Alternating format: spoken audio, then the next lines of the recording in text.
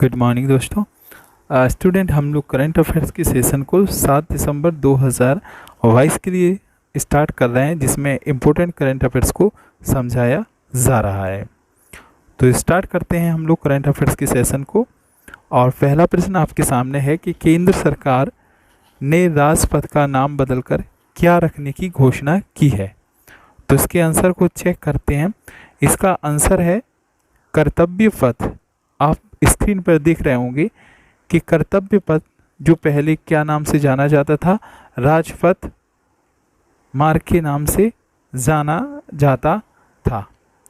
ये पथ जो था ना, ये कहाँ से कहाँ तक था, तो ये इंडिया गेट से कहाँ तक का रास्ता था, राष्ट्रपति भवन तक का ये मार्ग था और इसका नाम क्या था, राजपथ। अब इसका नाम बदल के क्या रख दिया गया है, कर्तव्य पथ हो गया है। तो इतना ही हुआ इसमें, ये इम्पोर्टेंट है। अगले प्रश्न पे आते हैं। भारत का पहला तरल प्राकृतिक गैस जिसे बोलते हैं LNG green truck manufacturing plant कहाँ लॉन्च किया गया या कहाँ लगाया गया।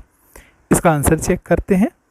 इसका आंसर है कहाँ लगाया गया, पुणे में लगाया गया। तो आपको बता दें कि ये पुणे के कहाँ पे लगाया गया। पुणे की अगर मेन जगह पेपर में पूछ ले तो पुणे की मेन जगह जो है वो कहाँ पे है, चाकन।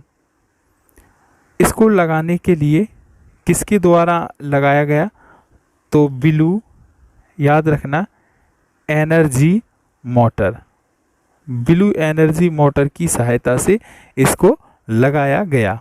इसका उद्घाटन किसने किया, तो उसका उद्घाटन किया है सेंटर यानी कि केंद्रीय सड़क परिवहन और राजमार्ग मंत्री श्री नितिन गडकरी जी ने इसका उद्घाटन को किया है। इतनी बातें इसमें समझ गए होंगे। अगले प्रश्न पे आते हैं।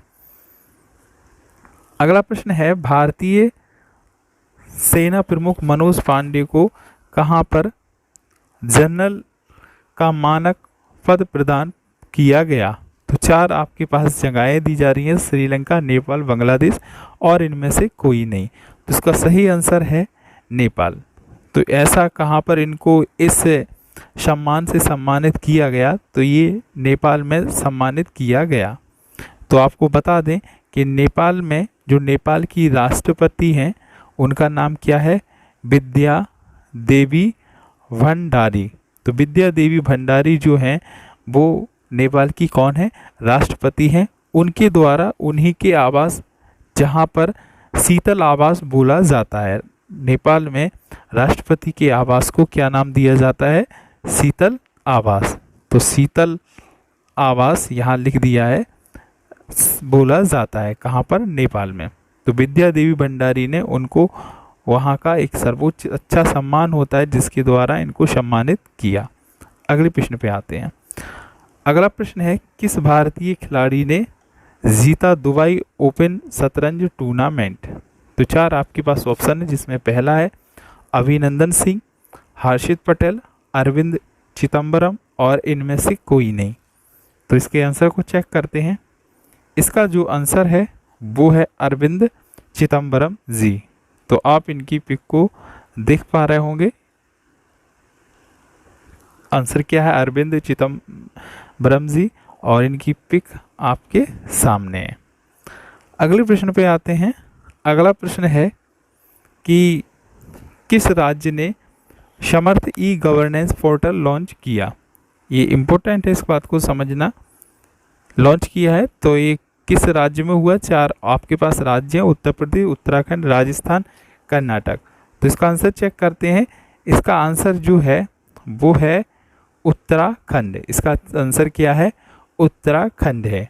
तो आपको बता दें कि उत्तराखंड में एक इस लॉन्च में होगा क्या कि मान लो कॉलेज हुए, महाविद्यालय हुए, स्कूल हुए, उसमें प्रवेश की प्रक्रिया या कहीं कोई जगह खाली है तो उसमें कितनी नियुक्ति होनी है या कोई अन्य प्रकार की सूचना है, तो ये सभी की सभी सूचनाएं इसमें पाई जाएंगी एजुकेशन से संबंधित, चाहे वो महाविद्यालय हो या स्कूल हो, कुछ भी हो गवर्नमेंट, तो इसमें ही इसकी सूचना पाई जाएगी।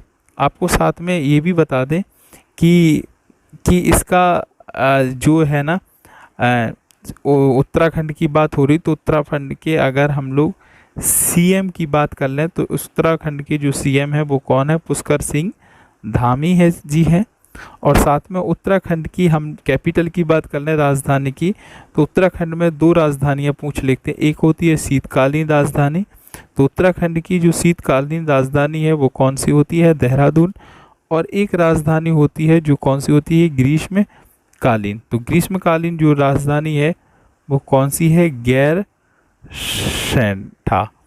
तो ये हो गई इसकी राजधानी दो। और साथ में हम ये भी जान ले रहे हैं उत्तराखंड के राज्यपाल हैं उनको भी देख ले रहे हैं कि उत्तराखंड के राज्यपाल कौन हो गए। एल मतलब होता है लेफ्टिनेंट, और जे मतलब हो गया यहाँ पर जनरल, और गुरमीत सिंह। तो कौन है वहाँ पे? लेफ्टिनेंट जनरल गुरमीत सिंह वहाँ के कौन है? राज्यपाल है। इतनी बात समझ गए होंगे।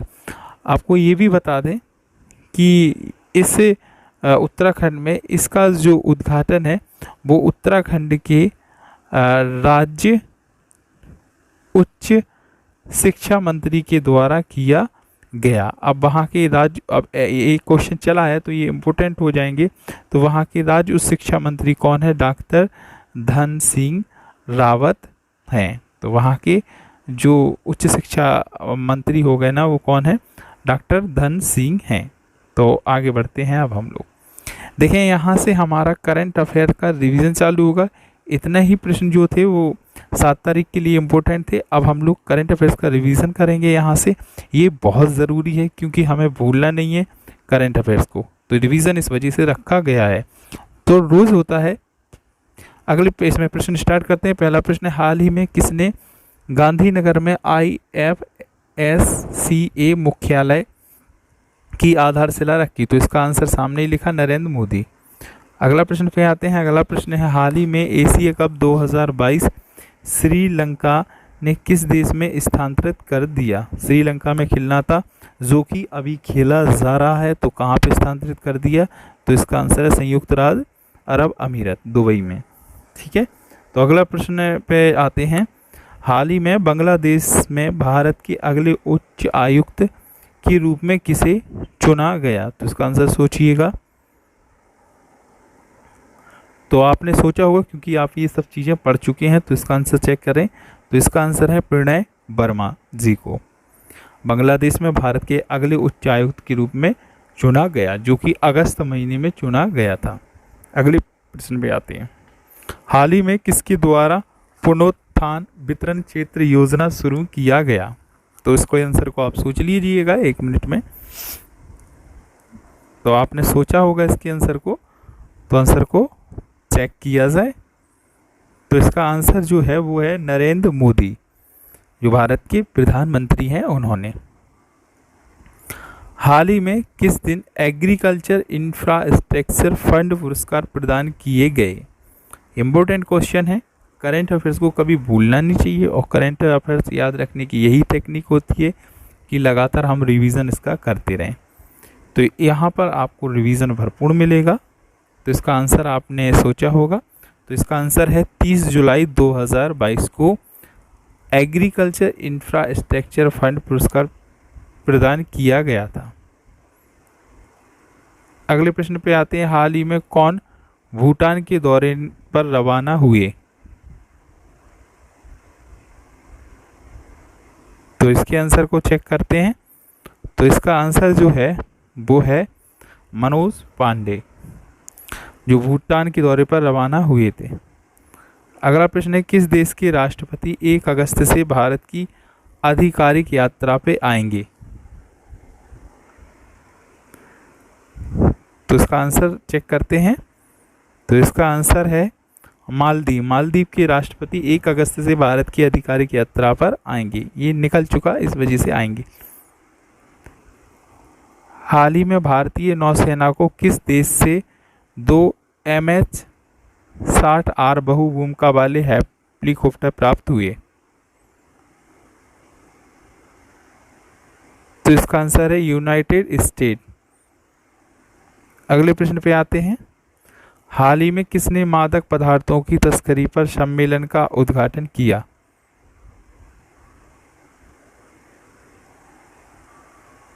तो इसका आंसर है अमित शाह। अगले प्रश्न पे आते हैं हम लोग। हाल ही में ताड़ के तेल का उपयोग को बढ़ावा देने के लिए भारत ने किस देश के साथ समझौता किया? तो इसका आंसर है मलेशिया। उम्मीद है आपने अपने क्वेश्चनों में जहाँ तक सही क्वेश्चन पाए होंगे। आप इसी तरीके से करंट अफेयर्स को पढ़िएगा और रिवीजन करिएगा। चैनल को देखने के लिए thank you. Like share subscribe ज़रूर कीजिएगा।